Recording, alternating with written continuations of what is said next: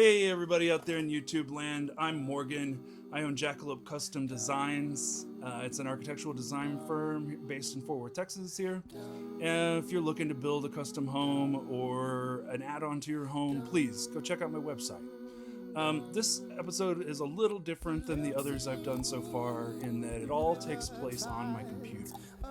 I was unhappy at the time with the animation that I made with the cardboard, and not knowing what I know now, I took a left turn and I decided I could do the whole thing on my drawing software and show you guys the process, but also maybe end up with a new version of my bumper at the same time. So that's what I did. That's what you're seeing right now is the beginning process and me drawing all the props to make a digital animation. Made this in Sketchbook Pro. It's one of my favorite drawing softwares, and it's just kind of easy to work with. It makes it so that you can remove all of the tabs and icons and everything off the screen, so you can make it just a clean page. Made it real nice for animation. So as I've said in other videos, this channel is primarily for my little girls, so that later down the line when they're older, heaven forbid something happens to me, they have a idea of who I was as a person and the kinds of things that I did and how to do the skills that I have as an artist and an architect. And so in that light, and for the rest of the people that are viewing this that aren't part of my family, this will be just a history of what brought me to this point, why I started a YouTube channel, why I feel the way I do about some of the things I talk about and will be talking about in the future, and I guess just to be as transparent as possible. For my girls, maybe they may not fully understand what happened, and so this is for all of y'all. So in 2019, my friends were over and my wife's cooking and we were watching the Muppets Christmas Carol, and I was feeling a little weird. We were sitting on the couch, we were about to eat steak and potatoes, and I was feeling weird, and I just decided I needed to go lay down in bed for a little while. 4 days later, I woke up in the hospital. I had no idea what had happened, but the very first thing out of my wife's mouth was that we were having a baby. I cried immediately. I was drugged up and I remember complaining about the water stains in the ceiling, and I had wires stapled into my scalp, all mixed in with my long hair at the time. It was not a pretty picture.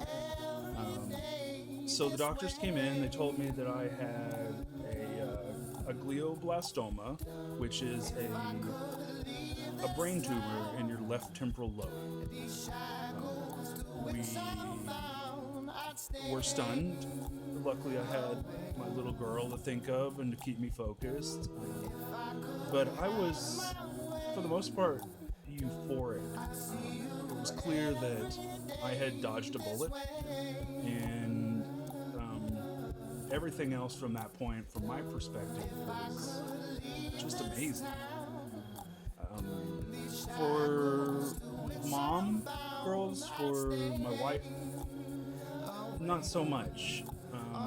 For her, I had gone to go lay down in bed, and she had hung out with my friends for a couple hours, and then they had left, and then she had come to go lay down, and she tells me that I sat up on all fours in bed. I was saying things that she couldn't quite understand, and then I tried to get out of the bed and fell and hit my head on the bedside dresser. The ambulance came and took me to the hospital. My poor wife had to deal with all of this. I was not there. I was not conscious. She spent the next 4 days wondering if I was going to live. And then in the middle of that, she found out that she was pregnant.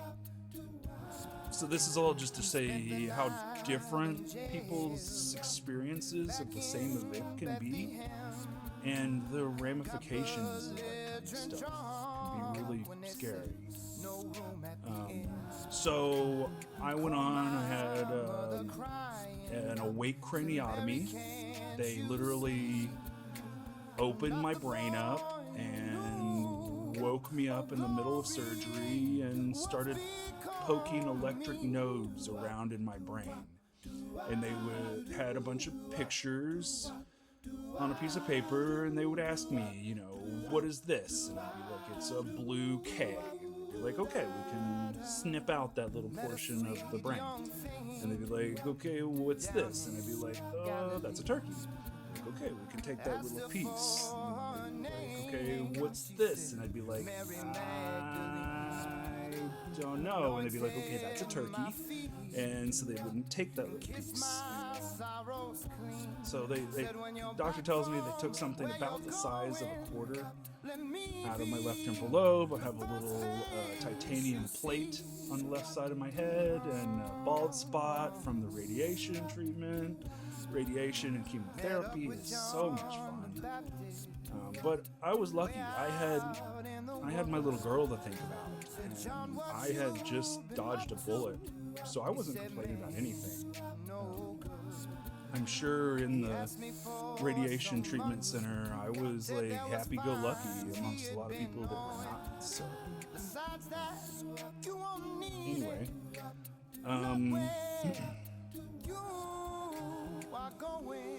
so I finished my chemo and my radiation treatments, and 9 months later, Cindy was born, and I was in bliss. I carried her everywhere. I just wanted her on me all the time. I immediately told Michelle that I wanted another one as soon as possible. I wanted them to have each other for the futures. The world is a really scary place, and I've always thought that I didn't want to have children, but if I did, now that I wanted her to have a companion. She needed some foundation besides just us. Especially after everything I've gone through, I'm thinking a lot more now about my future and how much time I may have left. It's about this time that my legs started hurting, and at first it was just a little bit, and it just felt like I had hurt myself or something, but over time it got worse and worse, and my left hip started getting really bad, and I started walking on a cane, and finally talked to my oncologist, and I guess there's something called bone necrosis that can happen when you're on steroids for too long. I didn't know this, but I was on steroids for a long time. For months, my face was like a big moon from all of the steroids that I was on. So apparently the steroids had been slowly eating away at my left hip. And so at my 42nd birthday, I had a hip replacement. So just to keep this clear now, I have a titanium plate in my head, and I have a titanium hip as well. I'm building up a titanium club. Anybody, if you want to join. So about this time, my wife's finishing her schooling. She had a couple of first jobs at the city of Dallas, and she had just gotten a new job at Lockheed Martin. With Cindy and with our animals, we decided our house was getting too small, and so we went house hunting. We found a nice new house that we really thought we could afford over time. We expected our income to grow, and so We bought a nice new house. Short time later, Joe Evelyn was born, and now each of us had our own little babies, and that's kind of the way we treated it. At this point, Cindy was one, so she was in a very different place as an infant than Joe Evelyn was as a newborn, and so I became responsible for, putting her to sleep, changing her diapers, like waking up in the mornings with her, waking up at night with her. But the difference is that Michelle had to breastfeed and she had to, take care of an infant, and so it kind of just worked out that way. We both had our little angels, and that's the way we treated it.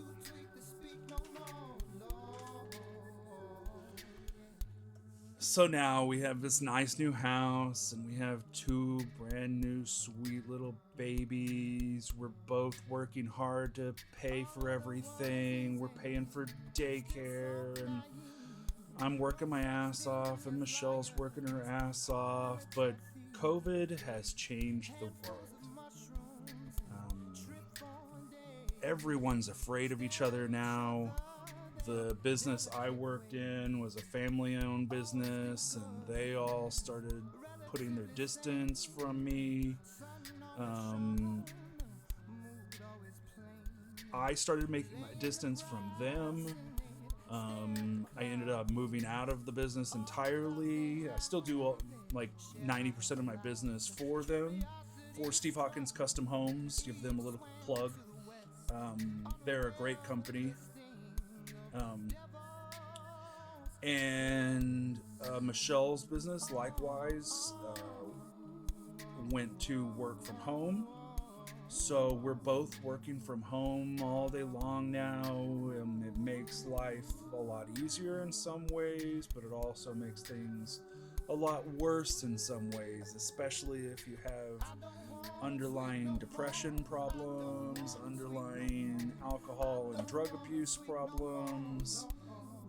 Having that kind of freedom and downtime in your own home can be kind of dangerous, and that's what happened to us. At first it felt like celebration. Friends would come over, we'd hang out, we'd drink, we'd smoke, we'd have a good time. And then it kind of just became us drinking and smoking. And then that kind of just became like all the time. And life is freaking hard. It doesn't pull any punches. So when you start drinking, and then it's affecting your sleep, and it's affecting your mornings, and then you start drinking and start feeling better, and then it starts affecting your work, and then you psychologically, subconsciously, that it's affecting things, and it's depressing, and you don't know how to stop. And the only thing that really makes you feel better is by drinking more. And this is the cycle. This is the cycle, girls. People out there in YouTube land, I'm sorry if you're going through this kind of stuff. Check out Smart Recovery. It's really changed our lives. So, at the bottom of that depression came a break.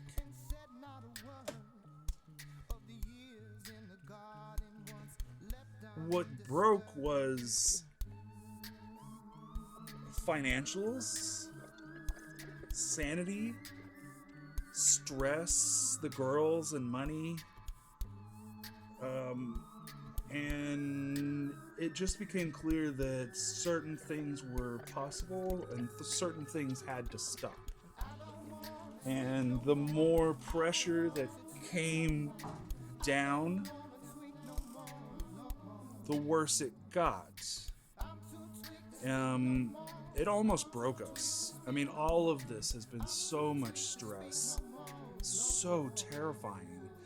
So, depression. it's so hard to tell what's going on in your head.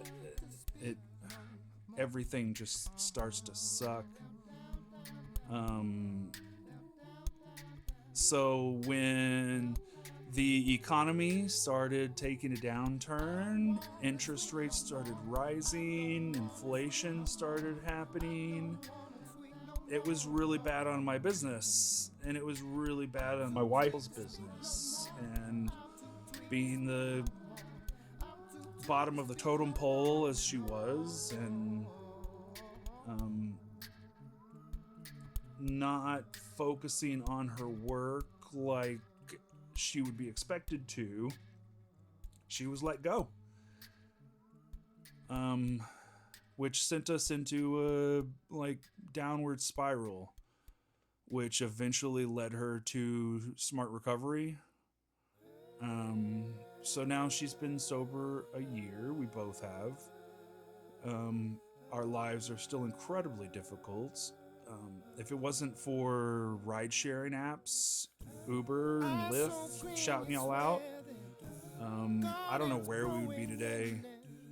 We're still trying to get our feet underneath us. And so the reason I started this is because I feel like the economy might be turning upwards soon, and I need to absorb as much work as I possibly can. And I need to grow my business. I don't really know how to do that. I've always been an artist and not a businessman. So all this is new to me, but I find that I'm lucky that I have all these art skills, because apparently it's all about that on YouTube. So expect a lot of art in the future, a lot of stupid stuff, a lot of crazy stuff. And I think that this in the end is going to be a lifesaver for me. It's going to give me an outlet. Hopefully it'll give me other people to talk to, experience what they do. They can experience what I do. Already it's given me the confidence and the push that I need to be more productive. And so I'm not going to drop this ball. I'm going to keep dribbling it every week, every day. And I hope you guys are out there ready for a pass. And maybe we'll drop some buckets together. Is that a fun analogy? I don't know. Is that stupid? Whatever. Hey, I love you guys. Thank you for those who are watching this. I wanted to put this here so that the people who haven't watched my videos before or don't really watch my videos, they won't get this. But for those of you who have been here and who have been watching this, I hope this is some sort of reward for you, or at least gives you a little bit more depth into who I am as a person, and why when I'm talking about death or existentialism, or why I feel like I got a freaking fire under my ass, that's probably why I see the world in a different way than I did before. I see my time on this earth different than I ever have. Must be something in the water. Must be something in the sunshine to put that color in your eyes.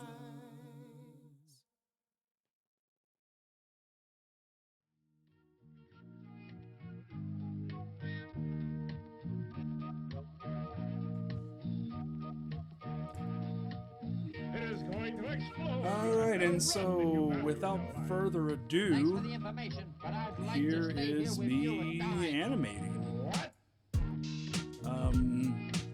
It's a fairly simple process, although it happens like 500 times, and so it's really easy to screw up one of those times. If you look closely in the footage here, you'll actually see me have to go back into the files, delete some things, redo some stuff. The nice thing about doing it on the computer was that it was fairly easy to do that, to go put the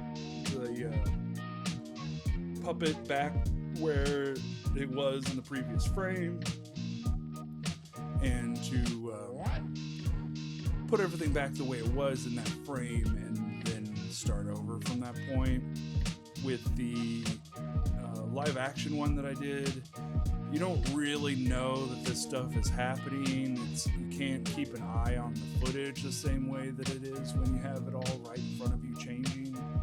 And so it was, and then once you realize there's a problem, it's near impossible to go back and get it to the right place and to start over again.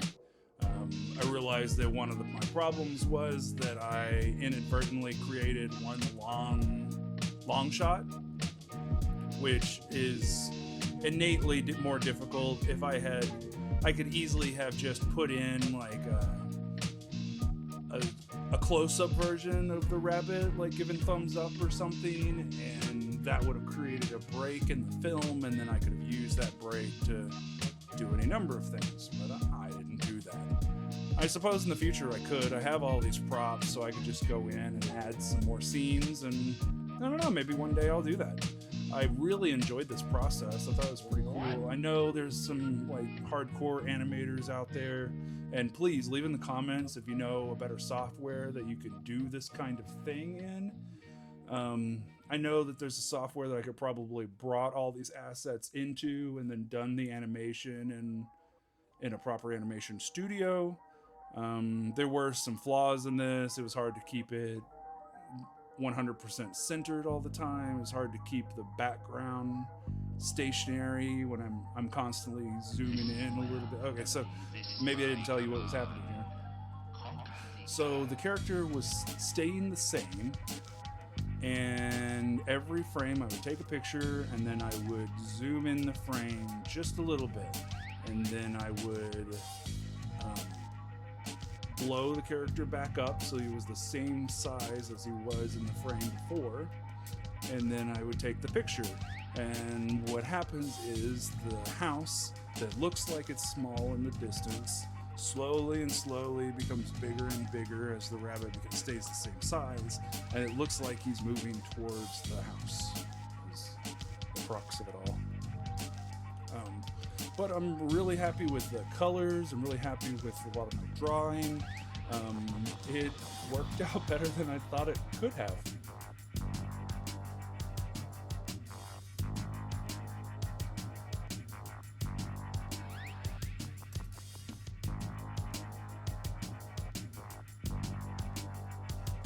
Another big shout out to Luke Holzna. I found his music on the Free Music Archive. I just really like it. I found some other music that I like too, but I really enjoy his, and so I decided to just give him as much attention as I can. These are from his 2 albums, Gamer Beats and Gamer Soundtrack Caves. And you'll probably hear more of him because I do really like him, and he's been pretty prolific. But I'm going to start trying to make some music of my own at some point also. So, again, thank you all so much for watching. Girls, I love you so much. Mwah! Y'all have a great day. I hope y'all are growing up happy and healthy. Everybody out there in YouTube land, take care. Take care of yourself and take care of the ones you love. I'll talk to you later. Bye.